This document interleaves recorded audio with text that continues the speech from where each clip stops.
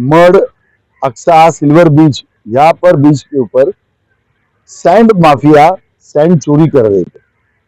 इसके बारे में हमें थोड़ी जानकारी मिली थी। सिर्फ कितने बजे आते, कैसे आते, उनका मोडस ऑपरेंडी क्या है, ये थोड़ा हमें स्टडी करना था।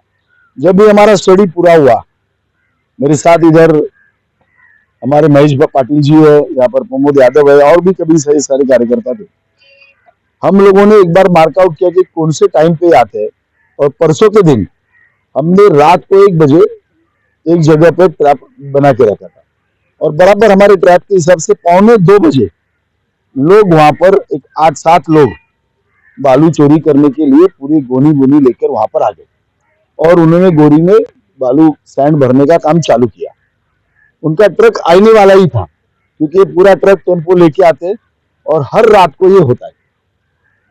हम लोग वहां पर जब हमने देखा कि वो आए हैं, हमने इमीडिएटली अक्सा की बीट चौकी है, वहां से पुलिस को भी लेके आए साथ में, और पुलिस एक अलग एरिया से और हमारे कार्यकर्ता अलग साइड से, ऐसे हमने एक ही टाइम पे धावा बोल दिया। जैसे ही धावा बोल दिया, वो जो 7 लोग थे उनमें एकदम हड़बड़ी मच गई, और लोग इधर उधर दौड़ने लगे। 4 लोग ये किनारे तक, यानी ऊपर तक एरिया में मेन रोड पे भाग के गए। 3 रोड समंदर में गए, और समंदर में पानी में जाके छुप गए लिटरली।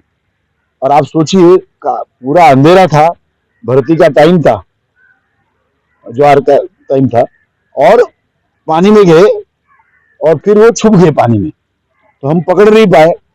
लेकिन हम लोग किनारे पे रुके थे, अंधेरा होने के कारण कौन कहाँ छुपा हुआ वो देखना बहुत इम्पॉसिबल था। फिर हमने स्कूटर लाई, स्कूटर की लाइट डाली, फिर कार लाई, उसके लाइट से अंदाज हमने देखा, तो हमें थोड़ा लोकेट कर पाए। एक जन पानी में से बाद में भाग जाने की कोशिश में था, उसको हमने, हमारे कार्यकर्ताओं ने पानी में अंदर में जाकर अपनी जान जोखिम में डालकर उनको पकड़ा।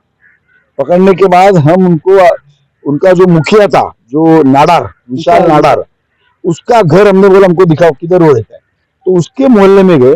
लेकिन रात करीबन 4, 4:15 तब हो गए थे, तो इतने टाइम पे हम सबके घर में जाके तो नॉक नहीं कर पाते, तो हम उसको पकड़ नहीं पाए।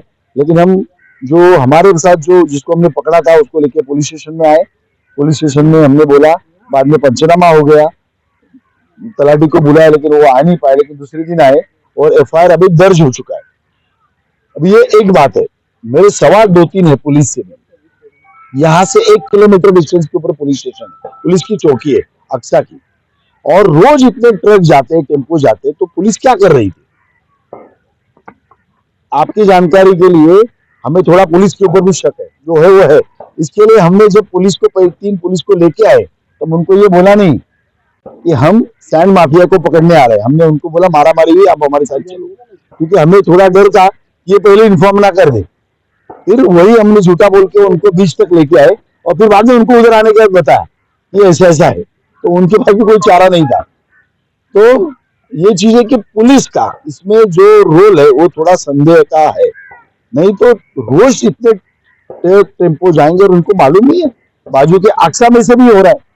और आपको मैं ये बात बोलता हूँ, ये कोई सिर्फ कल जो पकड़े हुए 7 लोग या उनका मुखिया विशाल नाडार, इसका मुद्दा नहीं है। मुद्दा ये भी है कि विशाल नाडार को पकड़ना चाहिए, इसके लिए कल से हम प्रेशर डाल रहे हैं, और आज खुशी मुझे हो रही है, अभी दोपहर को विशाल नाडार को पुलिस ने पकड़ा है, उसको अरेस्ट किया है, और अभी कोर्ट में लेके गई। लेकिन चीज यहां तक नहीं है, अक्सा में भी होता है, और इसमें जावेद, अमजद, इमरान, ऐसे और भी सैंड माफिया है जो इसी इलाके में आजू बाजू में रहते हैं, साई करके, ये सभी ये काम करते हैं। मैंने पुलिस को नाम भी दिए, इन सभी को भी अरेस्ट होनी चाहिए, और उनके ऊपर सदोष मनुष्यवध, यानी गैर इरादन मनुष्यवध, ये गुना उनके ऊपर होना चाहिए। मैं इसके बोलता हूँ, इसके पीछे रीजन है, क्योंकि जब ये लोग वहां की सैंड निकालते हैं, उधर खड्डा हो जाता है, और बेचारे कॉमन लोग हैं ना, वो जब वहां पर जाते पानी में, वो चलते जाते, और अचानक खड्डा आता है, उनका बैलेंस निकल जाता है और लोग मरते। ये जो अक्सा बीच में बहुत सारे गड्ढे हो गए, या और भी कई जगह हो रहे, इसके लिए ये लोग भी जिम्मेदार है। तो इनकी वजह से लोगों की जान भी जाती है, और इसीलिए उनके ऊपर सदोष मनुष्यवध का गुना बनना चाहिए। हे मेरी मांग आहे. किनारपट्टीवरती कॅमेरे लावलेले आहेत, मग हे कॅमेरे नेमकी कोणाची सुरक्षा करतात? बघा याच्यामध्ये असं आहे ना की जे कॅमेरे लावलेत ना ते सुद्धा मला एवढं विचित्र वाटतं की जिथे वाळू भरत होते तिथे आणि पुढचे त्यांचे 3-4 स्पॉट आहेत जिथे वाळू नेहमी ते लोक चोरतात तिकडचे कॅमेरे जे स्ट्रॉंग कॅमेरे आहेत पण ते असे उलटे करून बंगल्यापर्यंत त्यांचं तोंड केलं होतं म्हणजे हे प्री प्लॅन्ड होतं. अधिकाऱ्यांचा पण हस्तक्षेप असेल. निश्चितच आहे कारण ते कॅमेरे असे फिरवले होते की आपण पकडमध्ये येणारच नाही त्यामुळे हे सर्व प्लॅन करून कुठेतरी अधिकारी प्रशासन पोलीस यांना पण याच्यातला काहीतरी चिरीमिरी जाते अशा पद्धतीने काम होत है. ये बीट नंबर कितना है और यहाँ के अधिकारी कौन है, बीट ऑफिसर कौन है? देखो इधर ऐसा है ना पुलिस में अमोल वालावलकर करके एक अधिकारी है उसके तो आए दिन तकरार होती है. ये तो सिर्फ पैसे का ही काम करता है और कलेक्शन का काम करता है. इस जितनी शूटिंग ये होती है ना पैसा इसके पास जाता है ये सब वही काम करते रहता है और उसको कोई भी इधर का कुछ भी समस्या यहाँ की जनता दे के जाती है तो उसके पास वक्त ही नहीं होता है. वो बोलता है मेरा काम ही नहीं है मेरे को तो क्या है खाली जमा करना है बस. तो इस तरह के अधिकारी रहेंगे ना तो मलाड की जनता का भविष्य असुरक्षित है.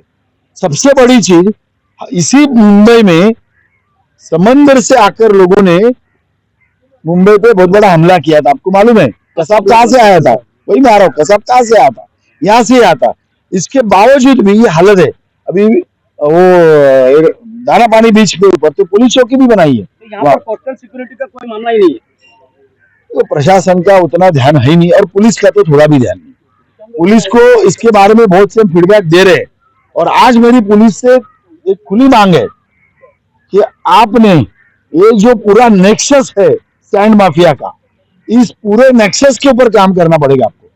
एक को पकड़ा है दूसरे को अरेस्ट की है यानी विषय खत्म नहीं होता.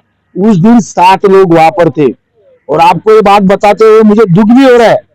हम कम से कम पौना घंटा बाहर पानी के ऊपर रात को 3-3:30 बजे तक कहां से वो बाहर निकलेंगे तो पुलिस एक साइड बीच में हमारे कार्यकर्ता ऐसे हम लोग लगे हुए थे. पौना घंटा वो पानी के अंदर थे और अंधेरे के कारण हम लोकेट कर नहीं पा रहे थे लेकिन हम गए नहीं. लेकिन आपको बताओ जब पकड़ के हम उनको लेके गए बाद में उसके मास्टरमाइंड के घर जाकर हमने जाने का प्रयास किया पुलिस स्टेशन में गए तो वो 2 घंटे में फिर आ गए उधर.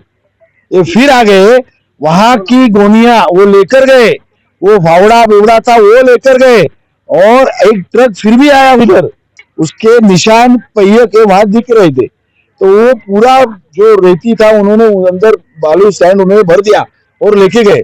यानी इतनी बड़ी डेयरिंग इतना वो कर सकते हैं यानी कितना बड़ा सपोर्ट पुलिस का भी उनको हुआ है ये इसमें उजागर होता है.